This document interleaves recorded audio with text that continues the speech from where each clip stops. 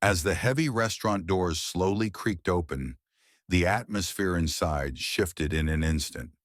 A soft glow lit the elegant dining hall as Donald Trump stepped inside, seemingly unaware of the eyes on him, lost in thought. His security detail flanked him closely, scanning every inch of the room. The tablecloths were crisp and white like snow, the silverware arranged with perfect symmetry. The place was refined, sophisticated, but beneath its elegance, something lingered in the air. A tension, like something was about to happen. When Trump approached his reserved table tucked into the corner, the room's quiet hum changed. Whispers began to ripple. Guests turned subtly. Phones rose discreetly. There were no cameras, but every gaze felt like a recording device. Everyone was waiting for something.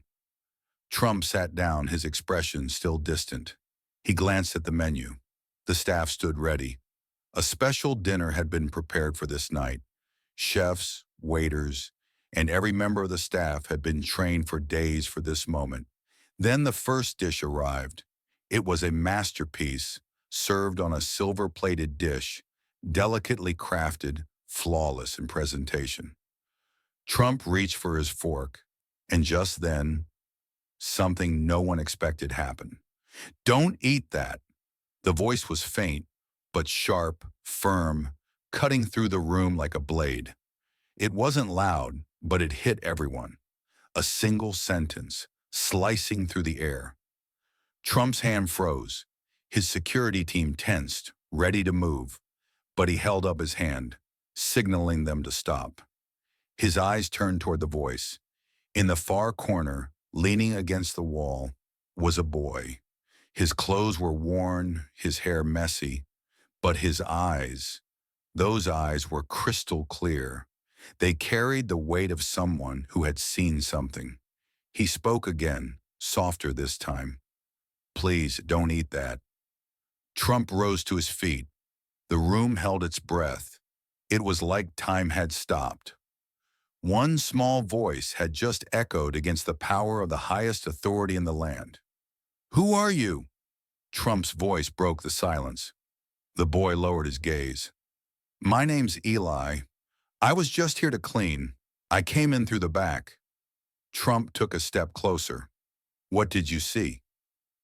Eli looked up. No tears, but a tremble in his voice. "One of the waiters. He put something in the dish. I was waiting by the back door. I saw it. I had to tell you." The silence shifted, now into hushed murmurs. All eyes locked onto this strange, powerful moment. One of the waiters suddenly tried to slip away. Security moved instantly. Trump turned back to the boy. "Why did you speak up? Weren't you scared?" Eli nodded slightly. "I was. But if I stayed silent, nothing would ever be right again." Trump took a deep breath and returned to his seat. He didn't touch the fork again. His eyes lingered over the plate for a long while. Then he ordered a full investigation. The kitchen was shut down. Camera footage was requested. The food was sent to a lab for analysis. That night, the restaurant was surrounded by reporters. On social media, the hashtag "Don't Eat That" started trending. Eli's photo began circulating. But when Trump returned to the White House, he was still silent. This wasn't just about a meal anymore. It had become a question of trust, conscience, and courage. Reporters searched all night for Eli, but the boy had disappeared. Staff at the restaurant said they'd never seen him before. Yet security footage confirmed he had entered, just as he said, through the back door. The next day, President Trump made a statement from the White House. "Sometimes a child's whisper can be louder than 1,000 voices." What happened that night is still being investigated. But one thing is clear: courage has no age. The press went into a frenzy. Fox News, CNN, even global media outlets were asking, who was Eli? Why was he there? And did he really save a life? Lab results later revealed a suspicious chemical in the dish. Not lethal, but harmful. It wasn't just an attack. It was a message. And the only one who noticed wasn't the Secret Service. It wasn't a security camera. It was a child. Later, Eli was found in a park, cold but calm. When officers approached him, he said quietly, "My job is done. I can be quiet now." That sentence made headlines across the country. President Trump invited him to the White House. At first, Eli declined, but later he agreed, on one condition: "You'll help kids like me." From that moment on, Eli's voice was no longer just a whisper. It became a symbol of justice, of awareness, of speaking up when it matters most. That night wasn't just about dinner. It became a moment etched in history. Eli's whisper that night wasn't just a child's instinctive reaction. The investigation that began after that moment uncovered something much larger, a complex web hiding in plain sight. During interrogation, the waiter who admitted to tampering with Trump's meal revealed he hadn't acted alone. There were others, employees inside the restaurant who had also been part of the plan. But the most shocking revelation: outside influence. President Trump convened an emergency meeting in the White House Situation Room with his top advisors. Security footage showed an unusual number of entries and exits from the kitchen. The FBI, food safety experts, and the Secret Service launched a joint investigation. This wasn't just a minor act of sabotage stopped by a kid. It was the first move in something far more dangerous. News of the incident spread like wildfire. Eli's story became the stuff of legend. Newspapers painted him as a boy hero. CNN even began production on a documentary about his intelligence and bravery. Social media erupted. Some believed Eli was just a sharp-eyed kid in the right place at the right time. Others were convinced he had a purpose, sent with a message. As investigators dug deeper into Eli's background, strange details surfaced. Though he appeared to be homeless, his intelligence and observational skills were far beyond his years.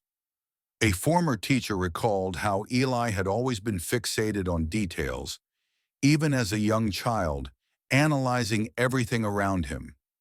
President Trump placed Eli under protective care. A special security team was assigned to him, along with a personal advisor. But then one morning, he vanished. No trace, not a single lead. The Secret Service couldn't find him. It was as if Eli had disappeared into thin air. All that remained was a handwritten note: "I'm okay, but some battles are fought in silence. I'm watching." The note had been left on the president's desk. Inside the envelope was something else, a white sheet of paper with a mysterious symbol drawn on it. The FBI recognized it immediately.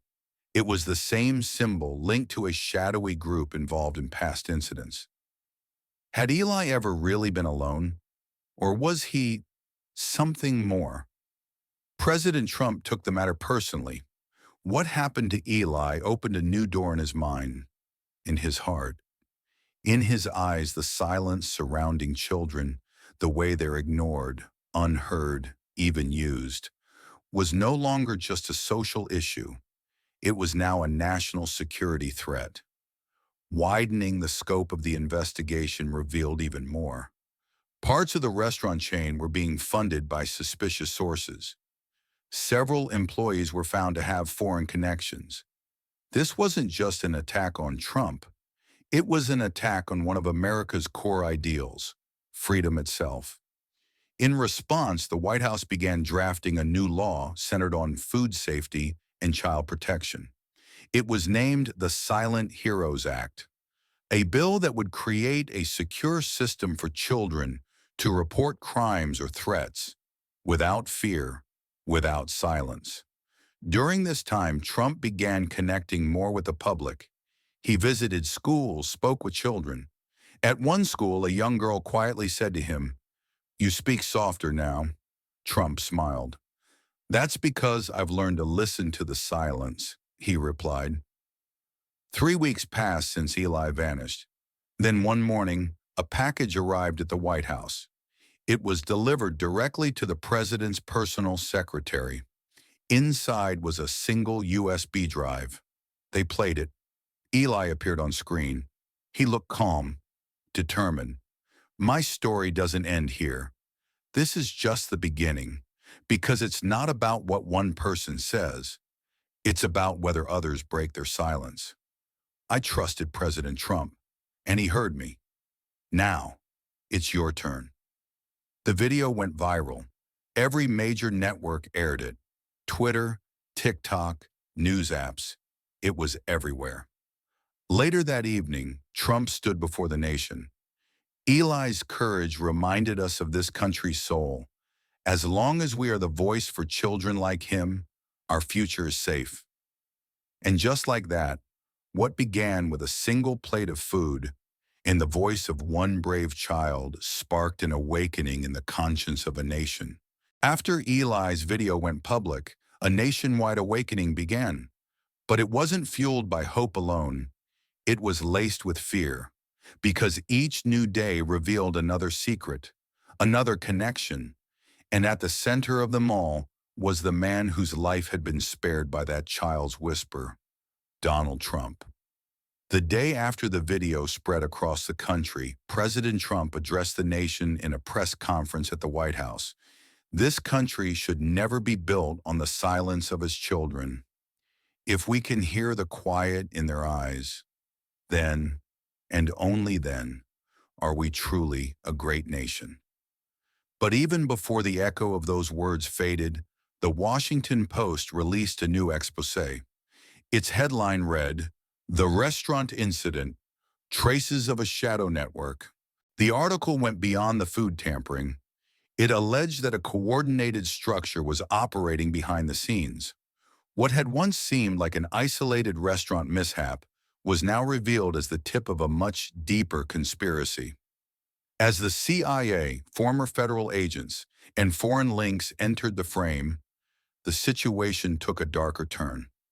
Trump's enemy was no longer a political rival, but a nameless, faceless force lurking in the shadows. The storm behind a child. With every passing day, it became more and more clear. Eli was no ordinary homeless child. The joint investigation by the FBI and CIA dug into Eli's past. But there was nothing. No birth certificate, no school records, no known relatives. And oddly, no one remembered him existing before a certain point in time. A new theory began to take root. Was Eli truly a child, or was he a messenger? Some intelligence experts believed he had been trained, meticulously, like the child operatives used during the Cold War. His awareness, his reflexes, his escape. Everything had been too precise, too calculated. But for the public, these theories didn't matter. To them, Eli was a hero, and the nation was rallying around his symbol. Transformation within the White House. In response to everything that had happened, Trump made sweeping changes inside the White House. He replaced key advisors. He restructured his security team. And from that point on, every high-level meeting included child welfare consultants. This wasn't just a symbolic gesture. It marked a shift in national policy. A new bill titled Eyes of the Future was introduced to Congress. It proposed awareness training for children in schools, anonymous reporting platforms, and national support systems for young witnesses of injustice. But just as the country began to adjust, Eli's story shifted again. Another signal, another warning. One day, a bouquet of flowers was delivered to the president's armored vehicle. Tucked inside was a note. Shadows don't grow only in the absence of light. Sometimes they walk through it. The scent on the flowers matched a perfume worn by a former White House kitchen employee, someone who had mysteriously vanished months ago. Trump read the note, then turned to his advisors and said just one sentence. "This isn't a game. This is a war, where even silence is used as a weapon." A voice from the people. Trump's experiences began to stir something deep within the American public. Across the country, social media erupted with the hashtag #Don't Eat That. But this time, it wasn't about food. It became a symbol, a platform for those silenced. People began using the hashtag to share injustices they had witnessed, stories of corruption, abuse, secrecy. Artists, journalists, and activists joined in. Eli's whisper had grown into a movement, a silent resistance echoing across a fractured nation. Then one night, a small teddy bear was found at the foot of Trump's bed. A note was stitched onto its chest. "I'll be back." That night, Trump didn't sleep. He stood by his window, the bear in his hand, staring out into the dark silence. Because he knew this was no longer just the story of a child. This was a nation confronting its conscience. Eli's warning had saved President Trump's life, but that was only the beginning. The void he left behind wasn't the absence of a child. It was the unsettling realization of what one child could do. Trump sat silently in the White House, staring out the window, the small teddy bear still in his hands. Outside his office, advisors came and went, each carrying a new file, a new fear. Then came Dr. Amanda Fields, an expert in child psychology, known for her work on trauma and behavioral patterns. Her voice was faint, her eyes exhausted. She placed a folder on Trump's desk. "Mr. President, this wasn't just a child's act. It's part of a chain, a message system." Inside the folder were profiles. Children. All of them had issued cryptic warnings to key figures, politicians, CEOs, scholars, and every single one had disappeared. Tracing Eli, a past that doesn't exist. Trump immediately authorized the formation of a covert intelligence team. Their mission? Uncover Eli's origins. Surveillance footage, street cams, subway logs, random interviews. All signs pointed to one final location, a dockside district. There, a street vendor remembered him. He had big eyes, quiet, but he turned to me and said, "You be careful too." Trump knew then this child hadn't just saved his life. He was altering the course of a nation. The silent network, a new face of the deep state, archived White House documents revealed traces of a secret program initiated in the 1990s, the silent network. Its goal to intervene in critical situations discreetly without public awareness. It operated in the shadows. Over time, it rotted. Trump became convinced the same system had turned against him. And Eli? He was either an escapee or a carefully sent messenger. One morning, a note was left on Trump's desk. "Eli is your shadow." A movement is born. The people become the voice. Following Eli's disappearance, social media ignited again, this time with a new wave. I am Eli across platforms. People shared stories of abuse, neglect, injustice. Not just from children, but from adults who were once children that no one listened to. Eli had transcended identity. He was no longer just a name. He was a movement, a symbol. A famous musician wrote a song for him. Filmmakers began tracing his footsteps for a documentary. Restaurants started adding symbolic dishes to their menus. Eli's warning. Whenever one was served, the waiter would lean in and whisper, "Sometimes the truth is hidden in the meal." The second warning. The threat grows deeper. One evening, a vehicle in Trump's motorcade was stopped by the FBI. Beneath its seats was a device, non-lethal but functional. It was connected to a silent signal receiver. Taped to the device was another note. "When Eli goes quiet, we begin to speak." Trump's hands trembled as he read it. This was no longer just about his personal safety. It was about the safety of the nation. Steps toward tomorrow, the president's move. Trump revised the Eyes of the Future bill. It now included not only education and child awareness, but full-scale governmental transparency measures. The updated version demanded independent audits of all secret programs within federal systems. And then the president established the Eli Foundation, a nationwide initiative to protect homeless, missing, and at-risk children. At its launch, Trump addressed the country.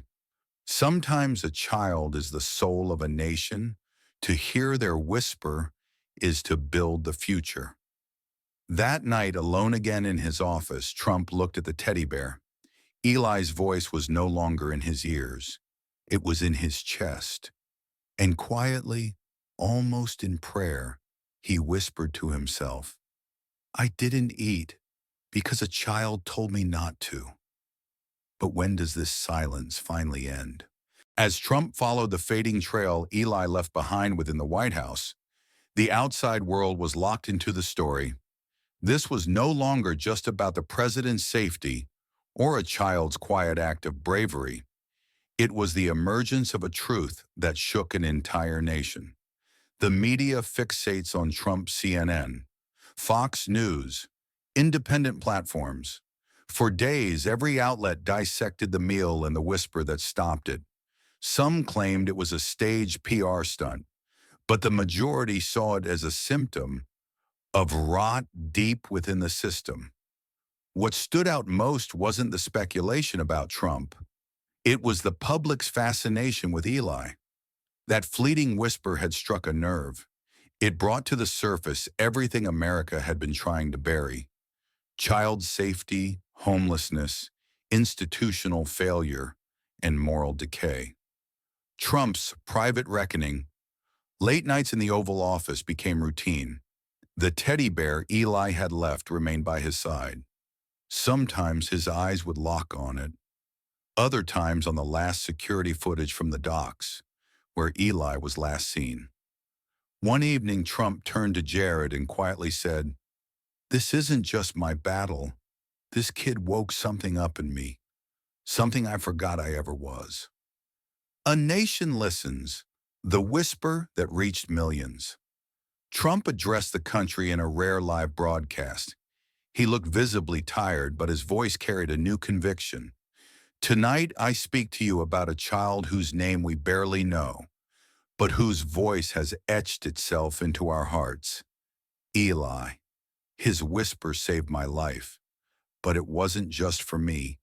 He was speaking to all of us. Open your eyes." Outside the White House, thousands stood in silence, some with tears in their eyes, some holding their children's hands. And in that silence, the country listened. Unsealing the truth, hidden files revealed by executive order, Trump released a number of previously classified documents. One of them dated back to 2006, an experimental government program that used tracking devices on street children. Many of those children were still unaccounted for. Trump held the document in his hand and declared, "For every child this government left in the dark, we will now light a path." Eli was the spark. Eli's whisper becomes a wave. The Eli Foundation expanded. It became more than just a charity. It became a movement. In schools across the country, a new program called Hear the Whisper was launched. Children were encouraged to report suspicious or unsafe situations to trusted adults. One student left a note for her teacher. "There's a quiet boy who always stares out the window. Maybe he knows something too." That note led to the rescue of a child from an abusive household. Eli's story was no longer a story. It was saving lives. The second child. A new warning. One afternoon near the White House, a child was seen among a group playing nearby. He held up a cardboard sign with a single word: "Don't eat." When security reviewed the footage, the child had already vanished. There was another line scrawled below the message: "Eli is not alone." Trump read the note, and once again, His hands trembled. This wasn't just a child's voice anymore. It was the birth of a movement. Later that night, one of Trump's aides entered the Oval Office quietly. "Mr. President," she said, "they're outside, all of them, holding candles. They're not chanting slogans. They're just saying one name, Eli."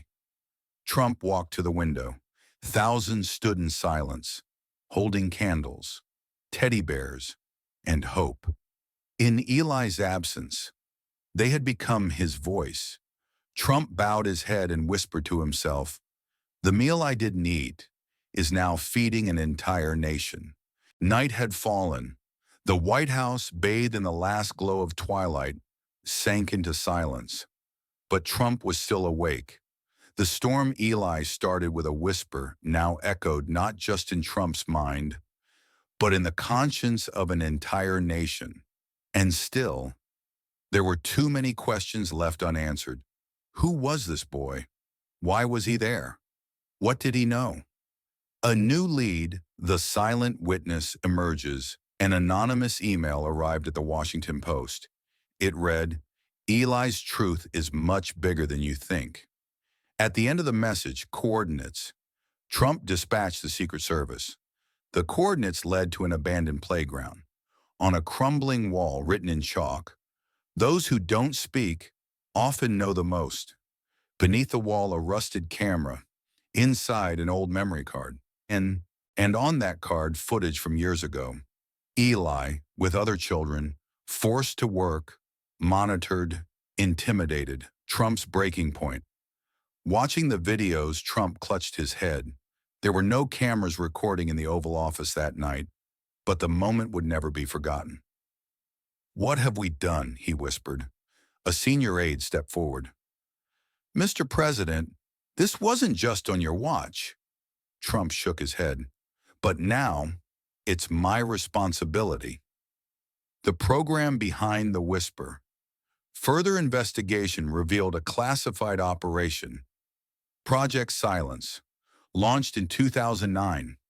The program secretly rounded up homeless children, analyzing their behavior, identifying those suitable for surveillance roles. It was a modern-day spy program, undocumented, unethical, inhumane. Eli was the last known escapee. The nation rises, protest at the White House. Eli's truth shattered the public. He wasn't just an innocent boy, he was a survivor, a witness to the system's darkest face. Crowds gathered outside the White House, not just with candles this time, but with their children's toys. Eli's story had become everyone's voice. A mother took the microphone. "My son went missing too. Maybe Eli spoke to him. Maybe my son's voice lives on through that boy." Trump's silent vow. The next morning, Trump visited a quiet cemetery. No one truly knew who Eli was, but an honorary grave had been created. On the stone, "We don't know your name, but your voice reached us all." Standing at the grave, Trump spoke. "This country betrayed its children, but we will stay silent no more. I make this vow for Eli and for every nameless child like him." A nation remembers. National Day of Silence. Trump declared April 12th the National Day of Silence. On this day, schools, government offices, even social media would go quiet for 60 seconds, a minute of silence for Eli. The Eli Foundation launched the campaign under the hashtag #Listen to the Whisper. It swept across the globe. In Europe, Asia, Eli's story was turned into books, plays, and documentaries. The whisper became a global voice. Trump's final word. A message to Eli. In a televised interview, a journalist asked, "If Eli were sitting across from you right now, what would you say?" Trump looked directly into the camera. His throat tightened, and he said, "You spoke to me. And in the end, I finally heard you." That night, Trump sat alone once again in the Oval Office. He held the teddy bear Eli had once left behind. But this time, There was a new note hidden inside. "You found me. Now find the others." Trump pressed the note to his chest. Outside, the people still gathered, still whispering Eli's name. Morning rose over Washington, wrapped in a heavy silence. It was the first national day of silence, and with the light came shadows. Across the streets, only one name echoed: Eli. He was no longer just a child. He was a symbol, a whisper that had awakened a nation. But at the heart of this story, a much darker reckoning waited. One buried deep in the veins of the state: Trump's new initiative, the Whisper Files in the Oval Office. Trump scanned the files spread before him. Eli's story, just the surface. Below it, more names, more shadows. Other programs like Project Silence. Programs where children weren't just watched, they were used. In one thick file, red letters screamed off the cover: Whisper File Number 12, Operation Scream. Inside, a 10-year-old girl, labeled a potential threat, taken from her family, locked in an undisclosed facility. Her name was Lana. Trump closed the file, hands trembling. "How many more?" he whispered. In search of Lana, the secret mission begins. Trump assembled a private task force. No media, no public announcements, just one goal: find the facility, free the children. He put former CIA agent Victoria Delane in charge, a woman who once worked on these very programs. She'd walked away years ago, haunted by guilt. Now she would face the past she tried to forget. Victoria had a lead, a site called Hollow Gate in the Nevada desert. From the outside, abandoned. Inside, very much alive. At 3 a.m., the operation began. Inside Hollow Gate, the cold truth. The team entered, walls lined with children's drawings. Fear, loneliness, silence. Old recorders still ran. In the footage, Lana, huddled with other children, clinging to each other, singing softly to stay sane. Victoria choked back tears. "They're here because of me," she said. Trump watched the screen and said quietly, "We're not leaving them behind." The meeting. Lana whispers the name. In the corner of a dark room, a small girl curled on a worn mattress, hair tangled, eyes wide with terror. The lights flicked on. She flinched. "Lana," Victoria whispered. The girl slowly looked up, her eyes welled with tears, and she spoke one word: "Eli." Trump froze. Even in this darkness, Eli's whisper had kept them alive. Lana's voice, a prophecy fulfilled. As Lana clung to Victoria, she said, "Eli used to tell me stories. He said a man would come. He'd hear us. He'd find us. And now, that man was standing right in front of her." Public reaction, a nation united. Trump released the footage to the public, uncensored. It wasn't a performance, it was a reckoning. The internet exploded. "We heard you became the #1 trend worldwide." But people didn't just post, they acted. Children wrote letters. Schools held silent walks. Churches, mosques, synagogues prayed in unison for Eli, for Lana, for all the unnamed voices. A new law, the Children's Whisper Act.